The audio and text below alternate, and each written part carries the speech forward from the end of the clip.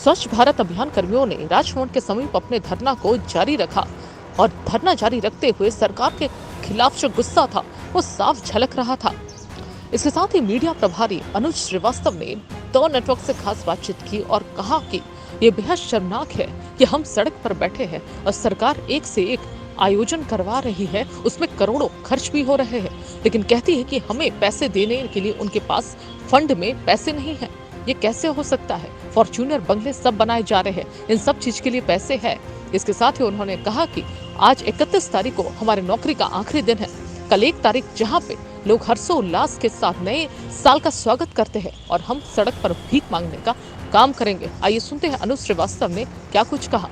साथ ही इस दौरान स्वच्छ भारत अभियान कर्मी मनोज ने भी दो नेटवर्क से बातचीत के दौरान कहा कि मिथिलेश ठाकुर चाहते तो 1 मिनट में ही हमारा समायोजन हो जाता, लेकिन उनको क्या पड़ी है। हम आमरण अनशन करेंगे और यहीं पे अपना दम तोड़ देंगे, लेकिन मिथिलेश ठाकुर के कान में आवाज पहुंचा कर ही दम लेंगे। आइए सुनते हैं मनोज ने क्या कुछ कहा। जनता के पास क्या समस्याएं हैं एक्चुअल उनको देखना ही नहीं है। बस अपने सारे कान बंद कर लिए हैं, किसी का कुछ नहीं। अपने मन से हमने उपलब्धि गिना रहे हैं, लेकिन जो हकीकत है वो आए दिन यहाँ सड़कों पर देखने को मिलता है। ये यहाँ पर अभी जेपीएससी वालों का मुद्दा हुआ, या हमारे साथ अभी देख रहे हैं हम लोग 32 दिन से यहाँ बैठे हुए हैं, और अन्य भी जो किए गए हैं कार्य, बेरोजगार से संबंधित जो उनका वादा था वो भी सारा अभी तक धरे के धरे रह गए हैं। हमारे राज्य के बने हुए 21 साल हो गए, लेकिन अभी तक हम लोगों के लिए जो स्थानीय नीति यहाँ के होने चाहिए वही अभी तक क्लियर नहीं है। तो जो भी नियुक्तियाँ हो रही है पिछले 21 साल में, मुश्किल से अगर जोड़ लिया जाए तो 1 लाख नियुक्ति हुआ होगा राज्य में पिछले 21 साल में। लेकिन हम लोग के यहाँ तो हर साल बेरोजगारी की संख्या बढ़ती जा रही है।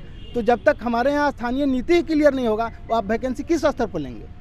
तो बेरोजगारी का आलम चरम पर है और नीति निर्माणकर्ता भी इस पर ध्यान नहीं दे रहे कि हम इसका परमानेंट क्या सॉल्यूशन लें। जैसा कि बिहार सरकार में किया गया, वहाँ पर जो भी संविदा कर्मी थे उन लोगों को 60 साल तक के लिए अभी नियमित कर दिया गया है सेवा। उन लोगों को हमसे अच्छा सुविधा मिलता है, अच्छा मानदेय मिलता है, लेकिन हमारे सरकार के पास बस एक ही चीज़ का रोना है कि हमारे पास फंड की कमी है। हमारे पास फंड इवेंट करोड़ों खर्च करके कैसे हो रहा है सर, ये भी बात है। फॉर्च्यूनर जी मंत्रियों के लिए 80 करोड़ के बंगले बन जा रहे हैं, फॉर्च्यूनर गाड़ियां आ जा रही है, और जनता आज 21 दिन से यहाँ बैठे हुए 8,000 और 10,000 के नौकरी जो था उससे उनका भरण पोषण होता था वो भी आज लाले पड़े हुए हैं। हम लोगों ने आपको अपना सब चीज़ वोट देकर समर्थन करके आपको गद्दी पर बैठाया।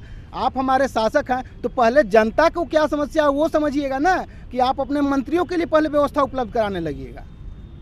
हमको तो समझ में नहीं आता है कि हम ये लोकतंत्र में जी रहे हैं या राजतंत्र में जी रहे हैं। लोकतंत्र में यदि केंद्र का निर्देश है, केंद्र का पैसा है, केंद्र के द्वारा बोला गया है कि इनको रखना है, तो फिर यहाँ राज्य में और सब राज्यों में कर लिया गया। हमारे राज्यों में लोकतंत्र नहीं है क्या कि ऊपर के जो निर्देश मिले उसका हम अनुपालन नहीं करेंगे। किया गया वो पूरी तरह से नया कर दिया गया है, जिसमें पुराने कर्मियों को पोस्ट ही खत्म कर दिया गया है। नया साल में जहां एक और लोग घर में हैप्पी न्यू ईयर मनाते हैं, आप लोग यहाँ धरने पर बैठे हैं, ये कितना मुश्किल है आप लोग? जी मुश्किल तो बहुत ही है। हम लोग आज तक ही काम में हैं। आज के बाद हमारा संविदा ख़त्म हो रहा है और कल से हम लोग बेरोज़गार हो जाएंगे। लेकिन आज के दौर में आप समझ सकते हैं, इतने महंगाई के दौर में एक परिवार का पालन पोषण करना कितना मुश्किल हो सकता है। और कल से हम लोग बेरोज़गार हो जाएंगे तो चिंताएं भी हैं कि आगे हमारा परिवार का भरण पोषण कैसे होगा, हमारे बच्चों का पढ़ाई लिखाई कैसे हो पाएगा। तो पहले जो आर्थिक समस्या है उनसे जूझते हुए हम लोग आज 32 दिन से यहाँ धरना पर हैं और भविष्य की चिंता को लेकर बैठे हुए हैं। इस सरकार के लिए सोचने वाली बात है कि हम लोगों का मांग कहीं से भी नाजायज़ नहीं है। जब और राज्यों में कर दिया गया है तो फिर हमारे साथ ऐसा अन्याय क्यों किया जा रहा है। हमारे मुख्यमंत्री महोदय का तो ये एजेंडा में था कि हम अनुबंध कर्मियों को समायोजित करेंगे। हाँ, दूसरी चीज़ उसका अभी तो हम लोग लगाए हैं, कोर्ट में जाएगा वो मुद्दा भी कि संविदा कर्मियों को हटा करके दोबारा आप उस पर संविदा पर ही बहाली नहीं ले सकते हैं, ऐसा सुप्रीम कोर्ट का ऑर्डर है। लेकिन फिर भी हमको हटा करके अगर वहाँ पर नियमित नियुक्ति की जाती तो समझ में आता है। आज जो हम लोग 5 साल 7 साल कम करके रोड पर हैं, आज फिर संविदा बहाली ली जा रही है, तो 5 साल बाद वो भी तो इसी जगह पर आ जाएंगे। तो ये बेरोजगारी का सॉल्यूशन नहीं हुआ, ये तो और बढ़ाना हो गया ना। तो हमारे राज्य के जो भी नीति निर्माण करता है उन लोगों को इस चीज़ पर भी ध्यान देना चाहिए कि हम बेरोजगारी से अभी मुक्त करने की बात कर रहे हैं, ऐसे तो और बेरोजगारों की फौज खड़ी हो जाएगी। सही बात है।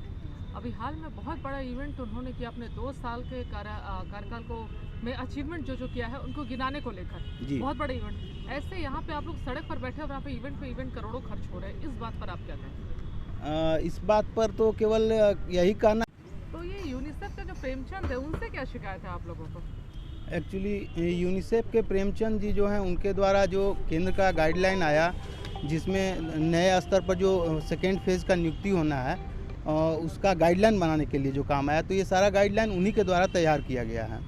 तो इसमें केंद्र के जो भी गाइडलाइन निर्देश आया उसका अनदेखा करते हुए एक नया प्रक्रिया अपनाई गई, और जिसमें राज्य के केंद्र देश के अन्य राज्यों में कहीं भी ब्लॉक कोऑर्डिनेटर का पोस्ट रखा गया है, लेकिन हमारे यहाँ ब्लॉक वास कोऑर्डिनेटर का पोस्ट रखा गया है।